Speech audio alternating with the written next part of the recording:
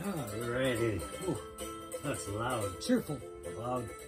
That's good, because I'm cheerful. And I'm loud. And I go on. Hey guys, Crusty Old Crow.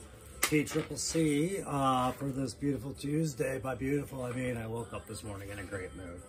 And for those of you who are like me and, surf the YouTubes at night looking for something worth watching, maybe you saw why I'm in such a good mood. If you're a fan of this channel or of a fan of Aaron the Toy Enhancer or 3-Star Draw, I think you're probably a fan of all of them. You saw that we did an unboxing and last night, and Aaron showed us some cool stuff from Toylanta, a figure that it's not from a line that I collect, but you guys you were clamoring about it in the chat, or this character that he got. God, I wish I could think of it off the top of my head. At 3-Star Draw, talked a bit about the new wave and what he was finding about the figures he had reviewed that day, and some post thoughts, things like that came up. But yeah, let's shift the focus about Crow for a minute, because it is my show, T-Triple-C. This is the Crow's Customs Creations, and today I'm going to talk a little bit about the things that I'm doing that laid within that box. Maybe I won't focus so much on the box. You'll have to see what's in there. But rest assured, we got a couple of video reviews. Thanks. The box came from Aaron the Toy Enhancer, and it immediately burned out all brain cells I had. After we were done our live last night, I went out and burned out the rest of them. But yeah, the ideas just flowed through there. So I've already started launching on a couple of these ideas. I'm going to show you that today, how to launch on these things. Specifically, guys, I'm going to show you how to do Dremmeling for a head swap, okay? And there's a reason why I want to show this, because last night we did a live, we did the unboxing, but we collectively agreed we have to be done by 9 o'clock. Because 9 o'clock is Monday night's Punk's Ramblings, and we don't want to overstep onto Punk's broadcast, because we know a lot of you guys also enjoy watching Punk, and we don't want to ever put you in a position where you have to dismiss yourself one for the other. We wanted it to flow right into, and that's exactly what happened last night, and I don't think Punk had any idea exactly what was going on with the Canadian footprint all of a sudden, but boom. Thank you so much for everybody that came in last night or over any of the lives over the weekend and joined me and Aaron and 3-Star Draw, Down South 77, as some of you know him, in that live last night for that unboxing, and then joining us over and making such a great impression on Punk with Toys there, that he couldn't help but mention the Canadian footprint, and I thought that was awesome. You guys did great, but I mean, I know not all of you were the Canadians, but it was nice that he was also noticing I've got a weird number in this chat suddenly, right? And it was like, it was a lot of you guys bouncing on over. So I think we accomplished that goal really well. And trust me, we are talking about the name of the trio if we do keep doing these things again. But I think most of us are in agreement. We're enjoying ourselves, and if you're enjoying it, then it's definitely worth doing more. So we're just kind of feeling how that goes out, guys. But yeah, it would be nice to set up something regular with them. I'm not gonna lie, my channel's small, but this would definitely help it get some clout. And really, that's all I want, is I just want to have quality discussion, quality content, with a really poor quality camera job right now, and keep you guys entertained by it, by including you into better discussions if I can. And having two friends like Aaron and 3-Star Draw there, the way that we all fit together, I feel like that's bringing you something better. Anyways, enough harping on that. That's going to be probably over a few videos, if you know me. Dremmeling heads is coming up, because in that box, I got not one, not two, I believe I got three. Is there 3 imposters there? Yeah, 3 dukes. Okay, so here's my original Tiger Force Duke, which I put on this here log to remind me to transition over to my slideshow after this. So I will open up the slideshow now that I've turned off my Dead South, by the way, is what I was listening to. That's our Canadian modern bluegrass country, whatever. It's a fun band from I believe, is it Manitoba or Saskatchewan, Canada? But really good guys. Oh, look at that! I dropped a backpack. That's nothing. We don't worry about it. I have backpacks abound now. I have so many backpacks, so many of these pulverizer guns, which I couldn't find a better gun that I wanted repeats of than the pulverizer. The Stalker and Duke shared cool little World War II looking assault weapon based on, you know, a lot of American designs. But I'm a big fan of this gun, and now I have a good assortment for a squad, which is what I was really looking for. I also got all the other pistols and belts and the binos, everything Duke needed. For Tiger Force Duke, I got multiples because Aaron, I had asked him just, hey man, can you send me one of your spare Dukes? Because I just wanted to make a Duke variant based on things I was seeing Skybound doing and how I picture my Duke in my end state world. And I wanted to do a Duke variant based on a combination of the two, the Skybound and kind of how I picture it fitting in with my backgrounds, things like that, right? A different take on Conrad Hauser. But I didn't expect him to send multiples of this. And he also sent multiples of, well, by multiples, I mean, he sent 2 complete Tiger Force Rams Dukes. Basically, the only thing missing from the Rams is, of course, if you follow his channel and you'll fully understand why, and I do, those Gatling guns from those Rams ended up on the big-ass pickup truck to the Chevy Buttes. And I call them Buttes because they are Buttes that Down South 77 has been sending Aaron. And, of course, quite a few of the Ram Gatling guns ended up on that truck. And in hindsight, I did say, well, he's got you know, no shortage of Rams now. And yeah, so I think that was probably the moment where Aaron was like, I know how to get them.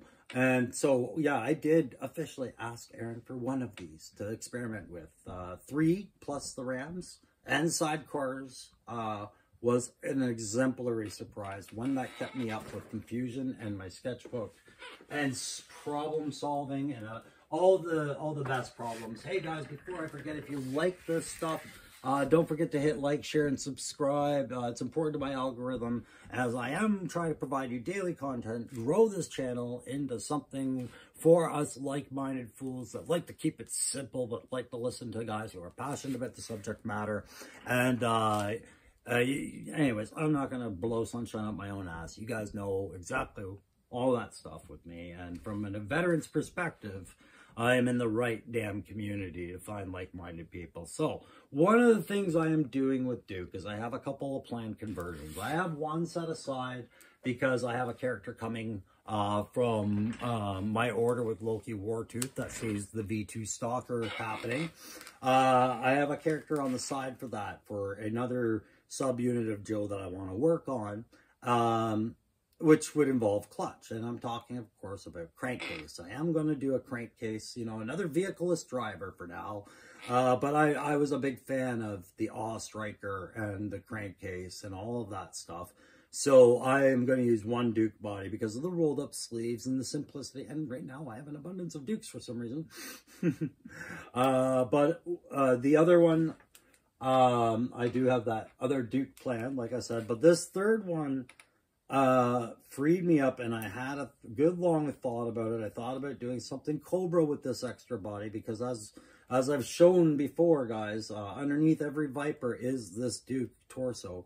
I decided I'm going to do an end state variant of rock and roll, and I say that because I have a couple of vehicles that in end state, these are the vehicles that were like project vehicles before the Great Fall kind of thing, that guys like Rock and Roll and Clutch and Covergirl and them would have worked on as project cars, collectors, or unique assets within their arsenal, right? Maybe a subunit team had a special kind of rig. Maybe they did.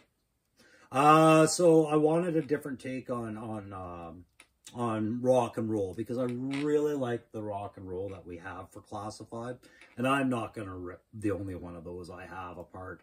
I know that these things are popping up on clearances in the States, so you know, I am going down to Joe Fest. I am going to have to try and figure out how much money to bring to Joe Fest to do figure sniping, and I will be doing a video soon about the hunt, right, and how that's all been going for a year, and or how much money I'm going to be bringing to a local Ollie's and Ross's, because clearance sales for US stores like that seem to be far better than anything we get up here in Canada.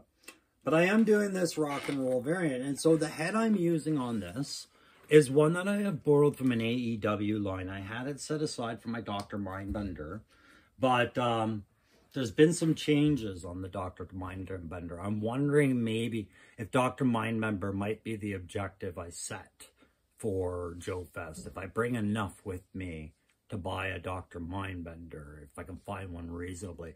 But again, I will talk about it on a Joe video I have planned for later about, again, the hunt. But this is one of two heads that we have for this particular wrestler. Pardon me, the box is tucked away on a shelf. I haven't gotten around to getting it.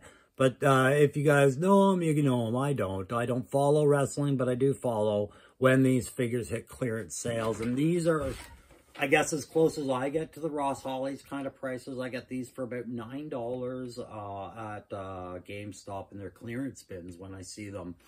I don't think anything less than 9, but usually nothing past 12. And I find them kind of inspiring. They're on the same scale, but they're larger male figures. So they're equivalent to having Bazooka repeated, a larger build, or Gung Ho, a larger build character in your line. So there's niche places for those, right?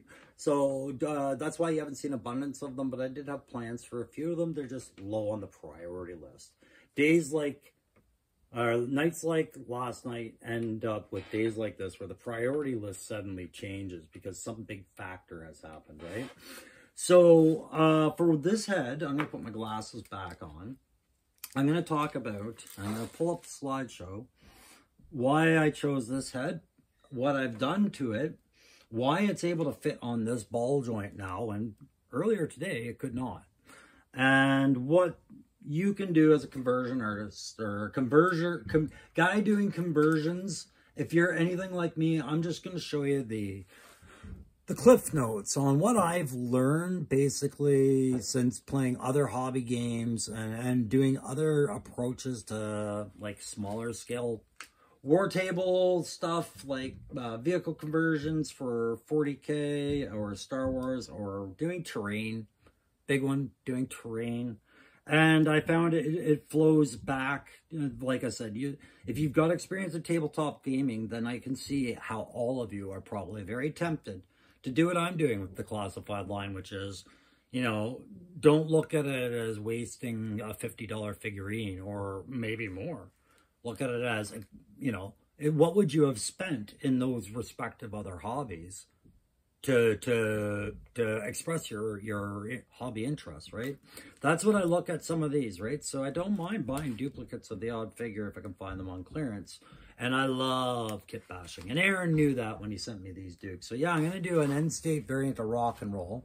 And yeah, you can see I've got Tunnel Rat's gun on there. It's just a placeholder to say that he needs his M60. I have one set aside for my Hiss Fire team that I might readopt. But you know what? With a Night Force Tunnel Rat somewhere in my future, as it seems, again, another friend of the channel. Thank you very much, Jay. Perhaps Tunnel Rat, the original variant, I will play with that one. And my Night Force, I think will be my purest. But yeah, so that's one project. So what I'm going to show you today was what Punk was talking about last night, really quickly. Your Dremel tool, guys. A lot of people don't have one. A lot of people do. Maybe you don't have one. These are highly recommended if you're going to get into this kind of stuff. This is the quick and easy way, and it's a great way to save money on Band-Aids a lot of the time when you're trying to whittle something down. Okay, and it is a very simple system. It's a rechargeable battery and basically a handheld power drill compressed into a really good grip and point system, right? So it does have a locking mechanism. You do need to have a locking wrench that comes with the set and every other attachment set you can buy. You'll have no shortage of them, and in the end, any wrench will do her. But it's got a variable speed setting, and again, the rechargeable battery. So there you go. Right, what kind of charge do I have on this battery right now? Well, I'm shooting live, so I can guarantee you it's probably 0. And I was using it this morning to make that head fit. So what I'm going to show you now is just kind of how I approach going about it. So if you look, if you've attempted and walked away from doing a figure conversion, a lot of a head, putting the head you want on your figure, a lot of the times it had to do with the size of the ball and the size of the socket of the head and where the molding went from empty to thick, right? You got to break this thing down, have a good look and good light. You can get a perception of depth by looking, and you can get a kind of a margin of a fudge factor that if I were to take some sort of boring assembly to this, I could possibly make that ball joint fit. First thing first, you got to have a realistic look at that. So I did have a realistic look at Duke's ball joint last night, just the ball joint. Nothing getting pluralized there, just ball and joint, right? So let's grab the Duke and show you that. And I still find, even with a lot of it, you can't go wrong with a little dab of sticky tack or some sort of little pliable but removable adhesive putty just on the top of the ball joint. Perhaps you overboard, perhaps the fit just isn't happening, but it still works onto the figure, but there's this sticky tack. That's my quick solution to all things. I don't have a better solution other than gluing it, but I mean, I could show you things that are advanced that I've considered. I think it ruins any future for the figure. So there's that ball joint. So I had a look. Yeah, it's a pretty realistic idea to think that if I were to bore that out just a little bit, it would eventually seat over that head, or that head would seat over that joint. So what you're going to want to do is probably put on safety gloves. Definitely put on safety glasses, because you're about to fling plastic filaments everywhere, fragments. Now, because it's alive and I am desperate for content, I'm going to go without the gloves. I'm going to use my standard glasses, just so you guys feel, you know, like suspense music could be. It's like how they drag out certain things on live reality shows like Survivor. Like, oh my God, does he do it? Of course he doesn't do it. You know, but oh, so there's my charge. I'm going to turn that right down so I can talk over it. So I've got the charge going. I'm going to take a stance. I'm going to change the camera angle here, but you're going to see me go about this in a very purposeful way, because I'm old, I'm accident prone, and I've learned a lot of hard lessons, like dropping phones. But specifically, the hardest lessons to learn is when you cut open your hand and you can't do your hobby for like 2 months because you took a shortcut, or you did something you shouldn't, right? So these are the risks I run for you, the viewer, today. Let's see if that's far enough back that I can show you this. Sure. All right, we'll go with that. So Punk talked about what's the good of talking about conversions if you're not going to show people stuff, if you're going to gatekeep information, which I am a big advocate for that. I know others and like-minded like me we're like that. Some guys will protect 1 or 2 secrets. Some guys will protect all secrets. I don't care. Nothing I do is going to be a secret. If you think it's worth hearing, I'll show it to you, and I'll make it worth my time to show it, right? But Dremmeling is one that when Punk brought it up, I was like, yeah, I could see how guys get intimidated by it, because it looks like you're about to make a very committed decision to ruin something. No, you're not. You're adapting it, but you have to understand, anytime you do a custom, you're messing with that figure anyway. So how far are you willing to go? Depends. Just get informed about it. So I've got that thing going at about, 40%. There's 50. That's 50 is good. I'm going to bore out that hole now. See, I've got a brace stance here. I'm leaning on my knees. if I put this on my desk, I might scratch my desk. That's why I'm doing it this way. Ideally, you'd see me wearing gloves, but I've got a good grip on this. Because as soon as I touch it to those sides, it's going to jolt just a bit. But now we're good. And what you can see, let's see if I can bring it closer to the camera. Yeah, we'll try it that way. Very close to my face, eh? Don't look up at the camera, dummy. Okay, so you can see I'm just shaving out as I go. Nothing is happening fast, but it is happening smooth. Just like proper operator drills and shooting drills we were taught in the military in my day. Slow is smooth, smooth is fast, all right? If we're taking our time and just allowing some natural movement to happen, but very controlled, tight movement, like manipulating a pen or a pencil, you can bore these out. So, off camera, at some point, I have a long list of heads I have to do this to. A lot of them are 3D prints, and I'm going to do a 3D print one next. But this one is a plastic. And that's what I mean by take the time and go through your list of what you know about this head before you start. All right? Because my expectation changes from going from a produced piece of plastic completely when I go into a 3D resin. Okay? So here is a 3D resin, and this one was provided to me by actually Digital Diarrhea when I got the Crimson Guard Viper, Alley Viper, and the Eel from him, and a bunch of other great conversion figs from him. This was in there. Actually, I'm using 2 of his heads this week. Both that he sent. Sorry. You hear a scratching in the background. My wife's vacuuming upstairs, even though I said I am shooting a video, because we all listen to each other very well. Hey guys, another thing Aaron and I talked about on both of our lives when we were together was this. It's veterans, but he's got a cause that he's doing. I talk about by veterans every now and then because I am a veteran, but he's got a really good cause about hooking up and training dogs to help service veterans in the veteran community. Please do look into that and support that anytime you hear him bring that up. That is a very meaningful charity, and I hope I think he's a good spokesman for charities too. I think Aaron's the kind of personality that when he says something's meaningful, you kind of know it is. You're just aware of it. Anyways, here's an idea of a lot of different heads, but let's pull out one. I pulled aside because it was a Loki Wartooth head. That had I had accidentally broken the mask feature of it, and I did salvage another piece of it for my wreckage conversion, but this one I'll show you.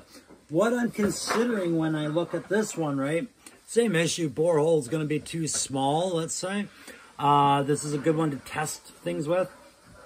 Resin can get pretty brittle. If it hits a nice impact at the wrong point, a stress fracture will cause this thing to shatter like a piece of hard candy. Not like a piece of glass, like a piece of hard candy that you stepped on in the grocery aisle. Right? How it breaks into 4 small chunks and then a lot of dust. So what we're going to see here, how we know we are manipulating this one, is this one would flick out. You would see it. Shavings of plastic that need to be pulled, like pumpkin guts at Halloween. And this one is going to be powder, like the stuff Brent used to snort back in the 80s. When he worked for Hasbro and designed key characters, this is awesome, that vacuum cleaner. I'm going to keep going with the Dremel and take advantage of my wife using so much noise. And we'll do that. And you can see, as I do that, oh, just about got my thumb. You see that powder? It looks like smoke. But that's a good thing. Keep it away from your lungs. If you're doing this, another piece of safety equipment I would strongly advise, and why I'm stopping, clearly, is have some sort of respiratory protection. You don't want to inhale resin dust. There's also chemicals that the resin was probably layered with and treated with that would have washed off, but you just don't take a risk with your lungs, boys. There's There's no good quality of life to walking around with an oxygen tank everywhere you go. I've known too many guys like that. So I should have worn one, but I didn't because it's live and I want you to see the things I will do to amuse you. But yeah, Dremels are not a big problem tool. Now, you're going to take your wrench and you're going to press down this lock button. You're going to rotate this and this bit will come off and you will be able to use whatever bit. You have cutting bits, sanding bits, smoothing bits, all sorts. I picked this one because it's a good routing bit that you can see how the ridges, sorry, I'll do it this way, are clogged up with use, but I brush those out later. But that just board cutting is good for just a nice smooth roll it around and groove it out kind of approach to that. If you don't have a Dremel at this point, like I said, I strongly recommend you get one. Okay, what else am I going to talk to you about today now that I've shown you how to use basically a Dremel? I got a few other things I'm doing for today's episode. Even though we are kind of going a little long with it, I will keep things quick. Quick enough for Crow. It might not be for you. What else did I do this weekend? I took my son out. He's an avid collector of airsoft rifles now, him and his friends. And with him in the military cadets, I've been doing a lot of volunteer work with them as I with my wife. And in fact, I might very well be thinking about maybe volunteering with them as an officer. And as a former NCM in the combat arms and an Afghanistan veteran, the idea sits with me in a variety of ways, but my God, anything for that kid, right? Speaking of anything for that kid, we went to a nearby site here in my region before it gets active again, because we have bylaws which don't allow you to bring the airsoft guns my son has out into public areas because they're very realistic. He's got one that looks like an MP5 and one that looks like an AR-15. They are black. His friend has two-toned, like, orange safety ones, which I wish my son had bought, but no, he wanted the realistic ones. And as a Joe advocate and as a former vet and, as you know, all of that stuff, I had to put my safety dad aside and go, oh, I understand what's driving him, you know, and I get that. So I take him out to this little location because it's a great spot for him to shoot. And while he's shooting, I'm out there shooting my Joes with a camera. And specifically, I think this was karma coming into play this weekend. I was shooting these Joes while I was while Aaron was at Toylanta, and I had a whole, you know, I was so inspired by what I see the Toy Enhancer doing with his Joes, and I was enjoying doing other photography. I felt like it was time to tackle some photography again while the weather was nice.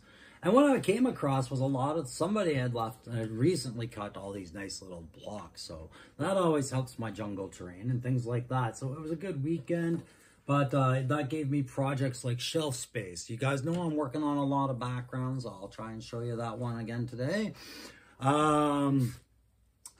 Yeah, so lots of good things came out of that. And yeah, I've already mentioned like, share, subscribe, comment. Guys, let's get this thing rolling. We got that 350 contest coming up. If you go into my video channel, you see the one where I'm holding up this sign. That is the video where you can enter that contest to win not just a new figure based off what I pick up in or in Ottawa, but one of my customs based off your entry for the contest and a whole batch of new prizes, right? Well, not new prizes, but sub prizes like a stage and some 3D printed parts, etc. Oh yeah, I'll do a creative write-up on your guy, everything like that. And I mentioned Punked with Toys. Thanks very much, guys, for again following with that. That really looked cool last night. Yesterday, I got my pre-order call finally from GameStop. Just to explain, guys, this is not a GameStop issue. It's not their fault, and I'm not blaming them for what's going on. It's a warehouse issue, and I see it as a control measure to ensure that nobody misses their pre-orders by slowing down how many go to the stores at a time. That's what happened with me last week. I told you how trying to get ninjas, and I still am. I just got to find a timing that works with both of us to get the red and blue ninjas. But in between that, I had to consider my pre-orders.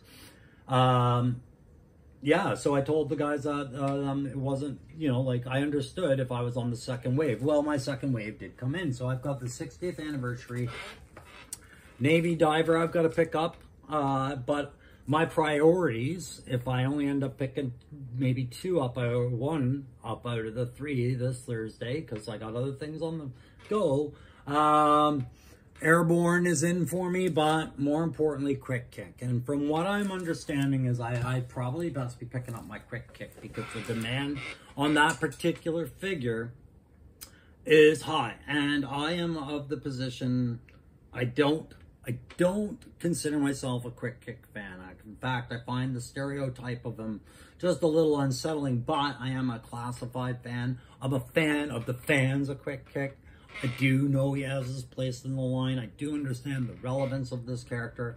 And he was one of the main reasons why I decided I needed that little arena diorama for guys like ninjas and martial artists.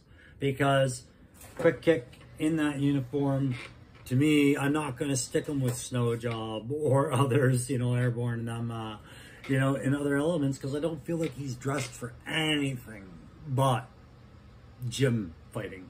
Anyways, I am very excited and hoping for the Doc and Jinx sets to come out, because those are the 2 that I am most psyched about.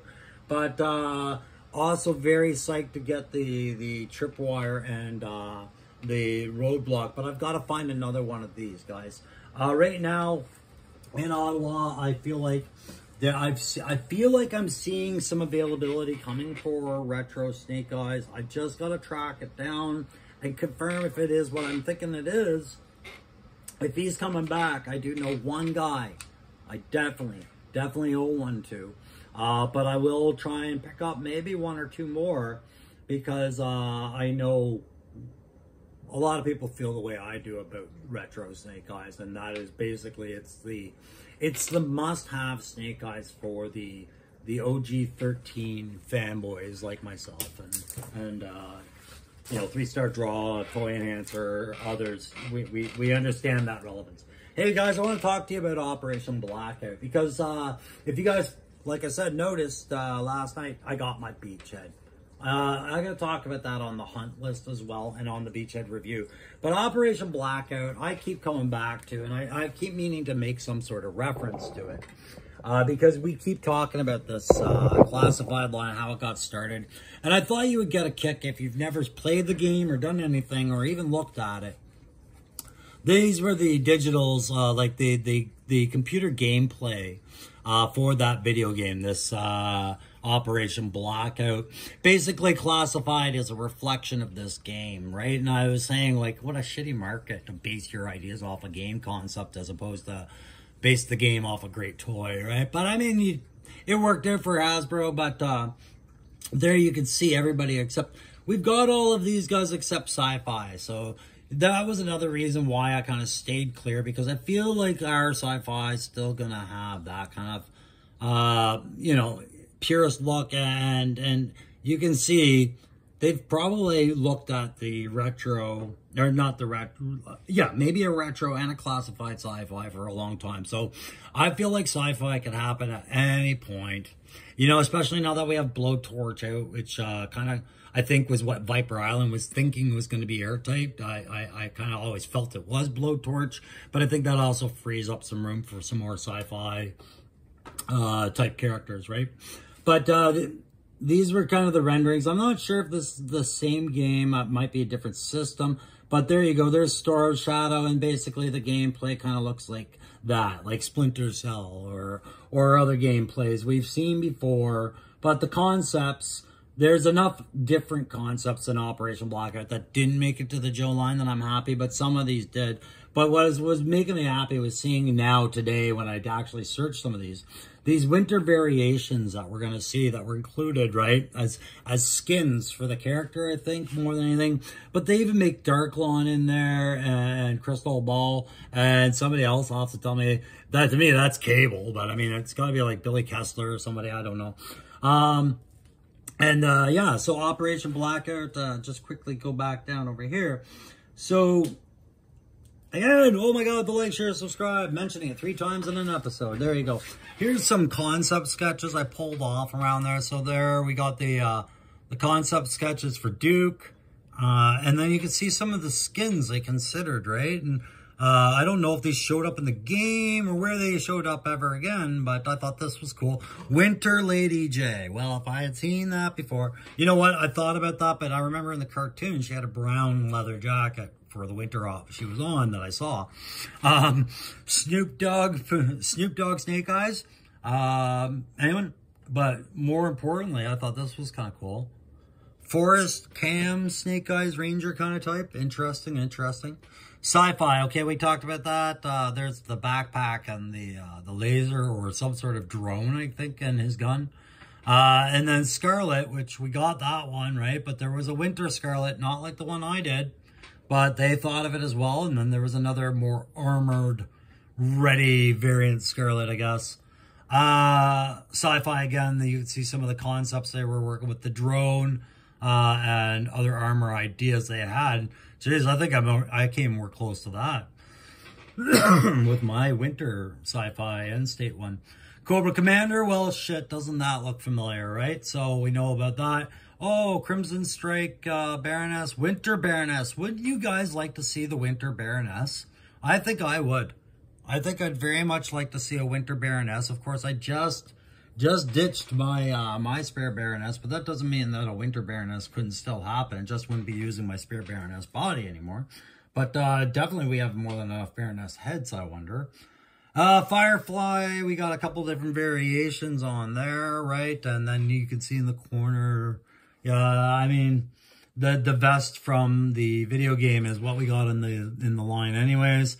And then you can see some Dreadnought sketches. And just an example of, you know, then we got the line, right? So I missed every opportunity to get Roadblock, and I was kind of fine with it because both the first two variations were this vested version of Roadblock that just did not have the Roadblock vibe to me at all. I didn't know who, this felt more like an attempt at a heavy duty than it felt like a Roadblock, and that seems racist to say just because he was African American. It was more just like, was this the Roadblock that I grew up with within the comics? Like, who was this effort? Because he just bore no actual familiarity to me. And yeah, sorry. It had nothing to do with the skin. It was also the kit, the sci-fi weapon, and just, he didn't look like the one we had as kids or in the comics. And this was the Operation Blackout effect that I, at that point, had never seen this game. But I was seeing these show up on toy shelves and passing on them because I was like, I don't know what they're doing with Joe now, but who that? That's not Roadblock. Duke was an exception. I never saw him on the shelf, and if I had seen him, I would have probably been more fascinated with it. Same as Scarlet. You guys know I just got a Scarlet, but without the locks. Snake Eyes, all I could see was Snake Eyes half the time, anywhere, when I was looking at this line for the first few times. Snake Eyes and Lady J were abundant. Do I have the Snake Eyes? No. I went with the later Timber variant, the white Timber, not the gray. But the Destro I went out and got on the retro card. So there was the look at all those, right? So having Duke in my collection now, do you think I'm going back and painting them like this? No. I've got a retro Duke on the way too. So that's why I can do an end state Duke and an end state rock and roll. But I also have this Destro and that Destro because I have never seen in the wild, and not that I think it would be overpriced, it's just I never actually stumbled across this Destro. I want this just for the side box art, really. And then conversions. But yeah, that was it about those. So with the RAM cycles that Aaron sent me, I think I've got a few good ideas, but I wanted to just mention to you why I am so proud of Aaron for knowing that I would find something to do with that, despite it being Tiger Force, and I love Tiger Force now. I was not a big fan as a kid, and you know, those colors are kind of right, but Aaron sent these, and he knows I'll do something with them. But one thing I'm not going to do is I considered, should I take these apart? Should I take them apart to prime them and work from there? And I'm like, no, I don't think I want to do that. One, because it's a push and detention system, meaning that it's got prods that fit rather than a screw that holds the pieces apart. And those prods are plastic as well. And if you break them, then you're gonna have bad days. There is one screw well recessed in there, but I don't really see the need. What I've found with the plastics Hasbro's using is I can put a base on there, or I could do a wash on there. This should be paintable without having to do a spray prime. There's other ways to prime it without taking it apart. And quite honestly, the guts of this thing, I want to keep. And the colors I plan on using on it are going to transition well with that. I might even be able to, yeah. The key thing is I want to see what I can do with these ads kind of things, custom ads, because in the Canadian Armed Forces, back in my day when I first joined my first armored regiment, the Royal Canadian Dragoons, the guys on my floor in the shacks were coming back with broken legs and new dirt bikes, and I was wondering what was going on. Well, it turns out that we in the armored had a course called Dispatch Rider, and I'll show you some pictures of some World War II dispatch riders because it's a real thing. And I see the sensibility of it, and that's why I'm going to include it in my custom beachhead unit, I think. Yeah, that's right. I said custom beachhead unit. But dispatch riders, some countries still use them to different ends these days, but dirt bikes are still being used. But dispatch riders and MPs and all these guys, they use motorcycles on the battlefield for a variety of reasons. Here you're seeing what's probably a military police one guiding a tank probably through the safe zones of a recently taken city. They'll mark the route, they'll protect the route, they'll protect significant areas from ambushes, things like that. And then they'll hop on their bike and pass the vehicle they just did and go secure the next bound, kind of like what an assault troop did in Kosovo, if you tuned into the episode where I talked about the 788 and the assault troop role. So bikes are very necessary for things like that, but what else do we use them for? Booting around with other small, lightweight infantry elements, gator escorts, things like that. I guess they're using them now more than anything. But, you know, they are a very portable, quick thing you can throw into a helicopter and drop in and give your guys mobility. They have 1,000 uses. But the dispatch rider in World War II basically was your communicator, your guy on horseback looking for a message to deliver from trenches to the rear headquarter elements. They would hop on their motorbike with a message to those guys if radios can be used. If these guys couldn't be reached, if last minute changes were happening and, you know, there was no way to communicate it, a dispatch rider could always be relied on. So where does that fall in on a conventional battlefield? Why do we still run courses like this? Well, coming out of a Cold War era, we were still very much running courses like this. And as I said, when I joined in 97, guys were still getting these courses in the armored units. And like I said, they either broke their leg and couldn't finish the course because it is how to, you know, ride a dirt bike, mach schnell, drive her like you stole her, but under a controlled learning, you're going to break some legs. You're going to have accidents, right? But other guys that finished it would go out and buy dirt bikes and break their legs later. But coming into that Cold War era, you've got to remember one of the residual effects of a nuclear detonation is going to be an electromagnetic kind of pulse wave, which can make comms go bye-bye, right? So the dispatch rider, for want of a nail, if you guys know that old saying, for want of a nail, the message was lost, the war was lost, all that stuff. Yeah, it's that kind of thing. So dispatch riders and doing them up in I'm thinking a desert theme maybe, just because it'll transition well for paint. And I know Night Force has their own bike coming, and I know that I have a friend out there that's helping me make sure that that one gets reviewed here as well, because he will help me.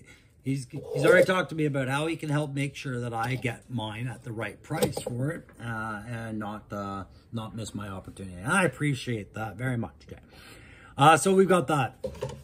I've started doing paint on, well, sorry, laying it where I want paint on. What this is going to be just a quick and dirty backdrop custom for my naval Joes, as maybe torpedoes, underwater shark custom thing, shark-esque, I guess. Oh, it's not a shark, clearly. But I'll quickly give you the look at the G.I. Joe wall, and then I gotta go let my son in and say goodbye. There it is, guys, working on that. You can see I've got some graffiti art on there. And some of you guys' names are showing up.